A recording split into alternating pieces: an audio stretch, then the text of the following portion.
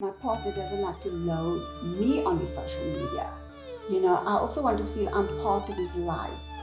Or he doesn't want me to load him onto social media. Yes. And I'm like, I'm really concerned about that. Or Whatever you put out on social media has the potential to remain there forever. today, people get married wondering if they're going to last. Although they say I do. Because today, welcome, Lynne, to Dr. M at Coffee Time. Thank you I've for been having looking me. forward to this topic. I think it's such a relevant topic today, but I'm not going to say anything until you've started. Okay. How come you started a topic on social media? Because you're an author and a writer. Tell us a little bit about yourself as well before you start. Okay, so my day job involves information security and cybersecurity, but that part aside, social media hit our shores, hit our lives, and no one really gave us any rules around how to interact on social media. So if you buy an appliance, you get an instruction booklet with it. Even if you buy a piece of clothing, you'll get a wash care label that tells you how to take care of that particular garment. But no one told us how to behave on social media. Laws were still being written. There were no rules around how to behave. And so I became very interested in the topic of social media etiquette. Yes. So, you know what? Social media is one of the most common causes of conflict in the marriage because of mistrust. Yes. Tell me a little bit more about social media. I think the problem with social media is that because it's behind the screen, people are much more braver to interact and say things that they wouldn't say to someone if it were a face-to-face interaction. So there's that screen giving you a bit of protection, there's the device giving you a little bit of secrecy, and so that gives you the freedom to behave beyond boundaries that normally exist in face-to-face interactions. Okay. So, talk a little bit about your social settings, your community. How do they, as married couples, manage social media? Okay. So, depending on your lifestyle. So, for example, myself, because I like to write and I want people to read what I write, I leave my accounts open, as in they are public. Anyone from the public can see my post and have access to it. The same with my husband. He's a musician. He obviously has fans that want to listen to his recordings, and so his account is also public. But my advice would be, off the top of my head, is to keep your social media accounts private so that not anyone has access to it. So you have a close circle of friends and family and colleagues and whoever is part of your community that has access to you, and beyond that, nobody can then access you. I think there has to be a set of rules that you engage in. If people are direct messaging you via a social media platform, then there is a need to disclose that to your spouse, especially if that communication is going beyond hi, how are you, we went to high school together.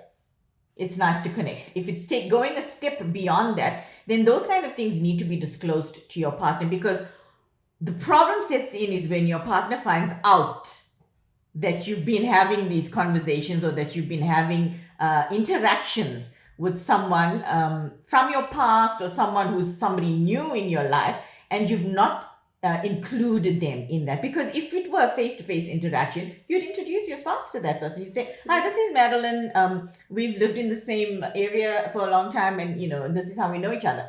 But that secrecy is what tends to cause problems between a spouse and in their relationship. So there's some complaints you often hear. I've often heard is, my partner doesn't like to load me on his social media.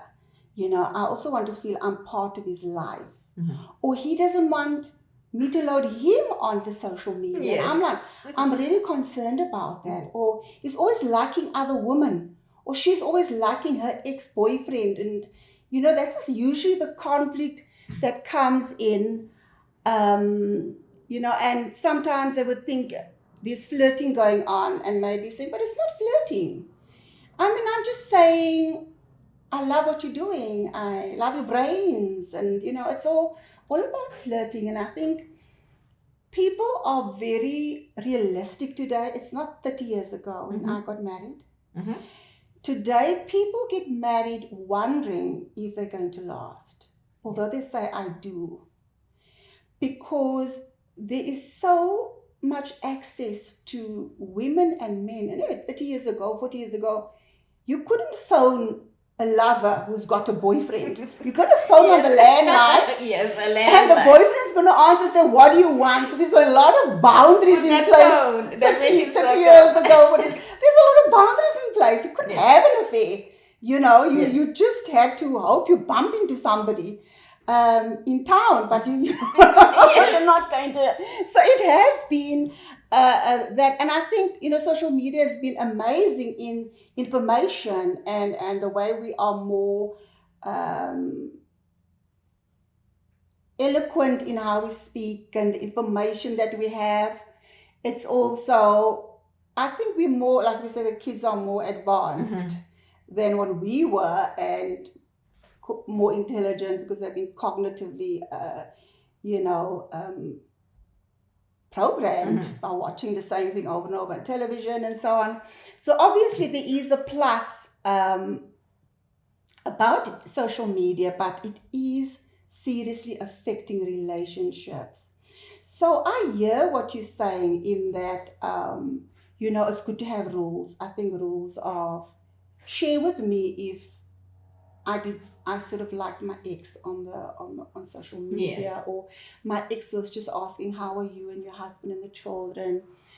Yes, I think there are a lot of couples that would say to me, Dr. M, we trust each other. Yes. I don't need to ask, my husband doesn't need to tell me when he's just said hi to an ex, or I've said hi to an ex. We trust each other wholeheartedly. So I don't think that will work for us.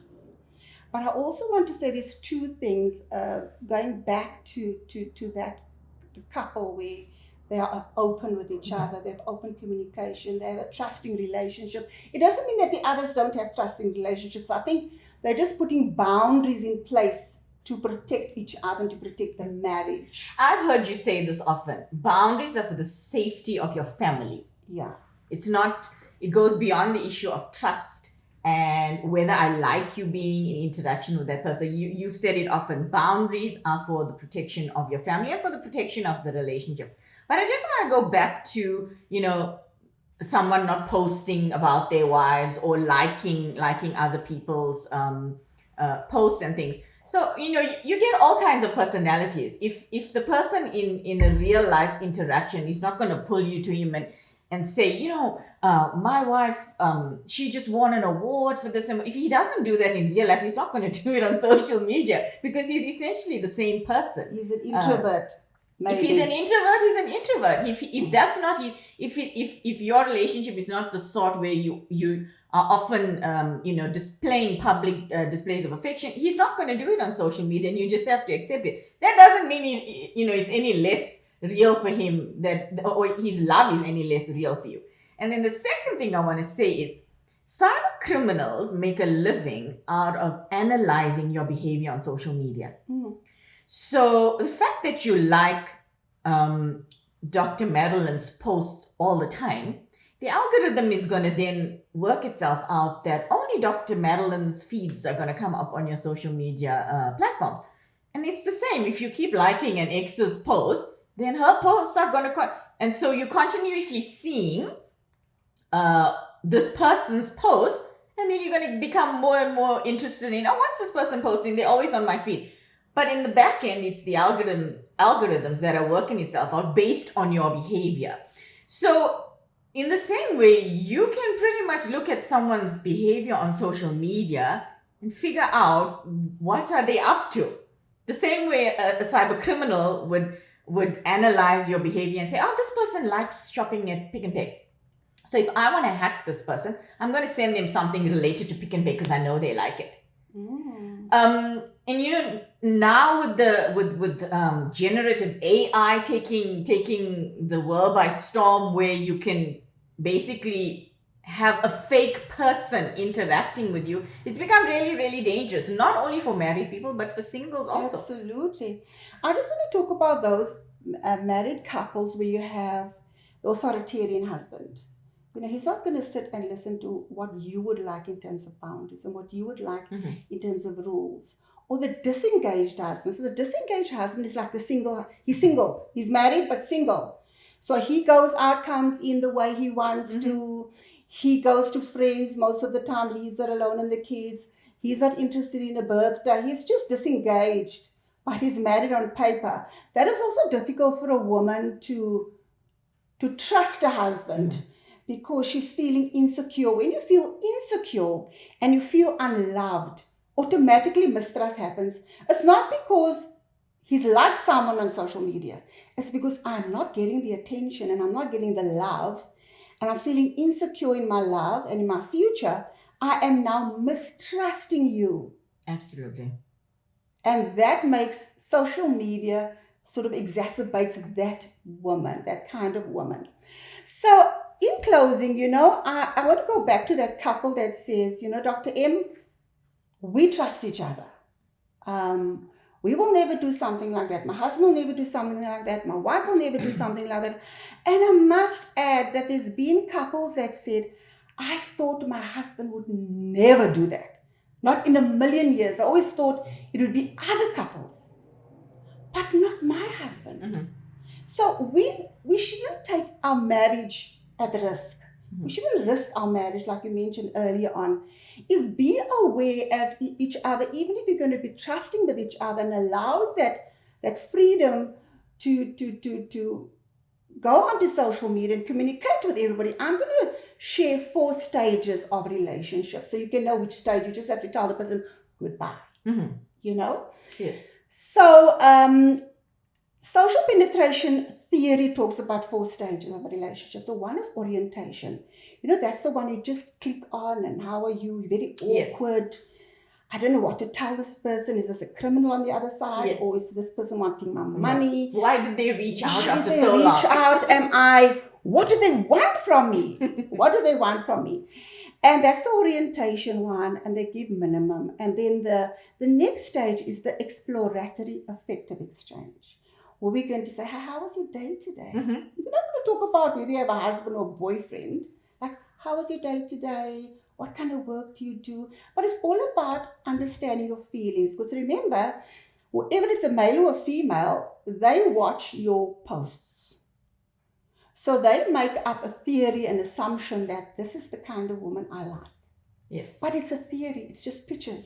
Social media is not always true reality. No. It is a moment in time. It's a moment in time. It's not the real person. It's not. It's not. So that's the exploratory exchange. The other one is the affective exchange. That is, we're now going into emotions. If we're far from each other, I would love to kiss you. And I want to check what comes out of that. Yes, the bravery behind the screen. The bravery behind the screen. Right. Okay. So that is where you have to become more careful when it's the affective exchange. We are now starting with emotions and we're testing the boundaries. And we're using words like your place or mine. And then let's see what comes out. Right? That happens, that is the risk. And I just want to advise those who are trusting each other is just be aware of how your relationships can develop.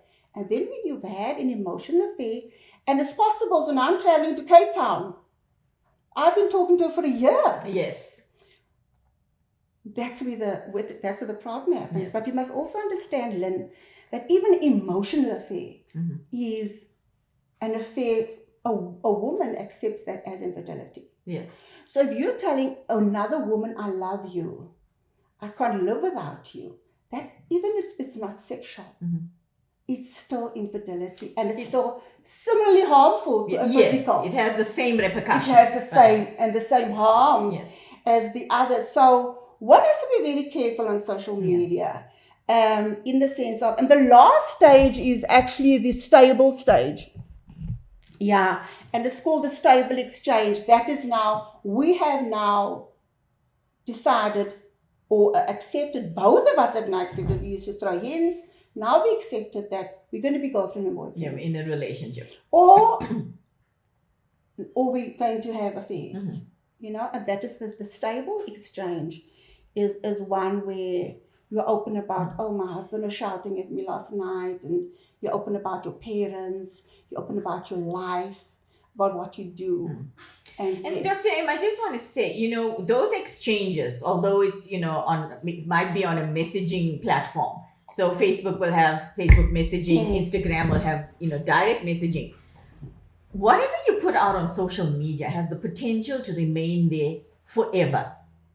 Now, the power of a screenshot means that I text Dr. M and I say, I'd like to see you. And Dr. M is trusting now because I've spent so many hours talking to this person. This person then screenshots it because they want to show their friends, hey, this is how Dr. M talks to me. There's a real risk to damaging your reputation forever. To get your digital footprint scrubbed is a lot of work. And I don't even know the percentage of success that it has of you being totally removed, your interactions being totally removed. We've seen, actors and actresses where videos have surfaced from them when they were teens, pictures surface, derogatory comments that they made that suddenly surface. So in these interactions, even if you're trusting and you say to your wife, no, I'm chatting to Dr. M, and but one screenshot taken out of context can completely ruin your marriage and ruin your reputation. Thank you so much. Thanks for coming as a guest, and we Thanks for having me. Appreciate you coming. It was so good to hang out with you. Wonderful. Thank you. Who were trying to feel